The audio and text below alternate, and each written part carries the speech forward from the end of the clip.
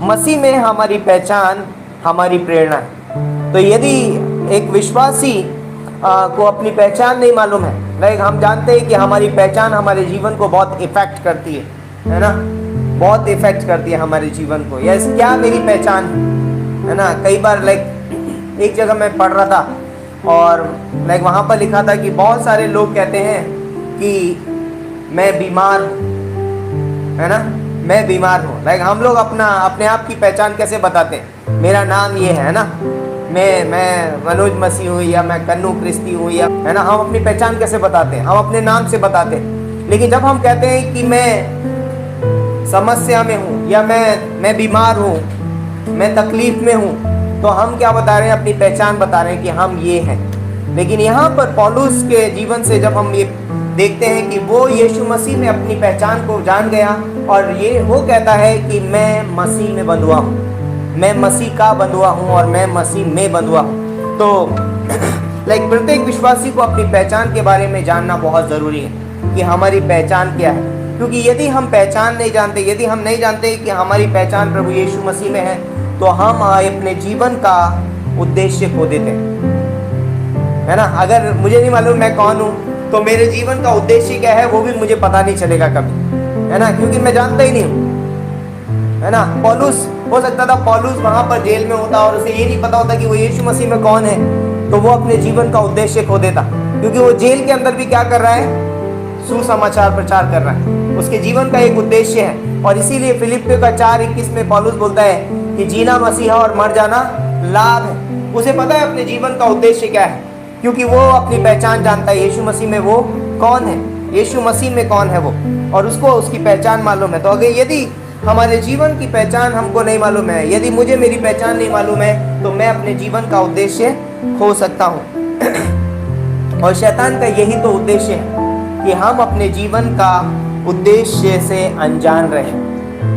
शैतान का उद्देश्य यही है हमारे जीवन में कि हम अपने जीवन के उद्देश्य से अनजान रहें। लाइक आज लोगों को उसने समस्याओं में फंसा दिया है, लोगों की पहचान से वो उसको दूर लेकर के जाना चाहता है। लाइक एक विश्वासी को वो क्या करना चाहता है, उसकी पहचान से उसको क्या करना चाहता है, बाहर लेकर के जाना चाहता है। और इसीलिए वो कहता है कि इंसान के ऊपर हमला भी करता है, शैतान जो है वो हमला करता है। तो दो तरीके से वो हमला करता है एक इंसान पे। नंबर 1, संदेह ला करके, वो संदेह लाना चाहता है हमारे जीवन में। वो संदेह लाता है ताकि हम अपनी पहचान, लाइक हम यस मुझे मालूम है मैं मसीह हूँ, मैं यीशु मसीह में हूँ, लेकिन वो संदेह लाता है। उत्पत्ति के 3 अध्याय में पता है क्या हुआ, उत्पत्ति के 3 अध्याय में हवा को पता है परमेश्वर ने उनको बनाया है, लेकिन उसने क्या बोला, क्या सच में परमेश्वर ने कहा है? वो क्या करता है, संदेह लेकर के आता है, तुम उसके तुल्य हो जाओगे। तो हमारे जीवन में कई बार वो संदेह लेकर के आएगा, ये उसका पहला हमला है जो हमारी पहचान के ऊपर वो करता है। दूसरा है वो आरोप लगाता है।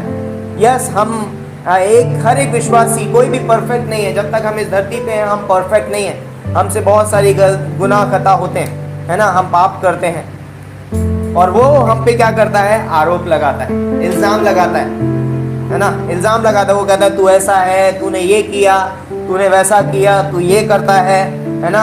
और वो क्या करता है, ये सारी चीज़ें बता करके हमको क्या करना चाहता है, हमारी पहचान को हमसे क्या करना चाहता है, छीनना चाहता है, ताकि हम क्या करें, अपने उद्देश्य से बाहर चले जाएं। वो हमें दिखाता है कि तुम पापी हो, है ना, परमेश्वर तुमसे नाराज़ है ना, तुम बहुत बुरे हो, तुमने ये कर दिया था, तुमने कल ये किया, परसों ये किया, है ना।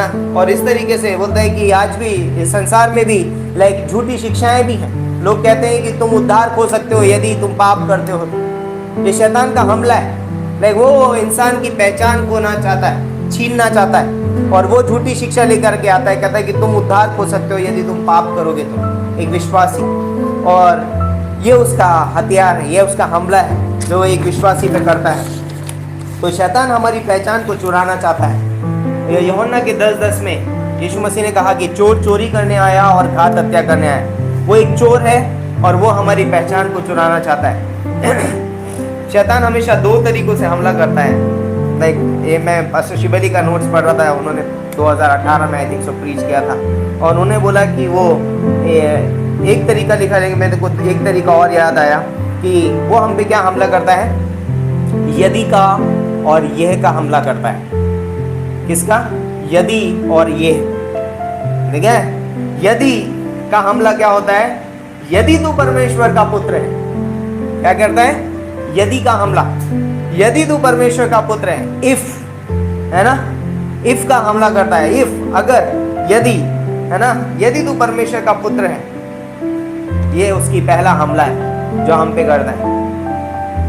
हमारे विश्वासी जीवन पे वो बोलता है, सवाल उठाता है, यदि तू विश्वासी है। और कई बार ऐसे थॉट वो हमारे जीवन में आता है, यदि तुम ये हो, यदि तुम वो हो, तो ये करके दिखाओ, है ना। और इसीलिए यीशु मसीह के लिए भी सवाल उठाया उसने, यदि तू परमेश्वर का पुत्र है तो इन पत्थरों से क्या देखी, रोटियां बन जाए। तो दूसरा है यह का हमला, क्या बोलता है? ये लिखा है, ये लिखा है। क्या लिखा है? ये लिखा है। शैतान हमेशा आधा अधूरा वचन प्रस्तुत करता है। हमारे जीवन में शैतान हमेशा आधा अधूरा हम वचन प्रस्तुत करता है और वचन दिखा करके वो कहता है कि ये लिखा है, देखो। कभी भी वो पूरा वचन प्रस्तुत नहीं करेगा। तो यदि अगर हमारे जीवन में अगर हम कहीं पर देखते हैं कि लोग आधा वचन प्रस्तुत करते हैं या आधे वचन के आधार पर डॉक्ट्रिन खड़ा करते हैं, तो वो वचन परमेश्वर की ओर से नहीं, वो शैतान की ओर से। आधे वचन पे आधा अधूरा वचन जो है वो परमेश्वर आधा वचन कभी नहीं बोलता है, परमेश्वर पूरा वचन बोलता है। इसीलिए यीशु मसीह ने कहा, ये भी लिखा है कि मनुष्य केवल रोटी से नहीं परंतु परमेश्वर के मुख से निकलने वाले प्रत्येक वचन से जीवित रहेगा। तो शैतान क्या करता है? आधा अधूरा प्रस्तुत करता है, ये लिखा है, ये लिखा है। बाइबल से कई बार हमको गिराने की कोशिश करेगा, देख अगर तू ये करेगा तो इसका देख ये परिणाम है, वो आधा वचन है ना। लेकिन बाइबल ये बोलती है कि अनुग्रह के द्वारा हमारा क्या हुआ है? उद्धार हुआ है। मत्ती का 3:16 और 17 में हम जानते हैं यीशु मसीह को परमेश्वर कहता है, ये मेरा प्रिय पुत्र है जिससे मैं अत्यधिक प्रसन्न हूँ। और चौथे अध्याय में हम क्या देखते हैं? शैतान उसके उसी पहचान पर क्या करता है? हमला कर रहा है।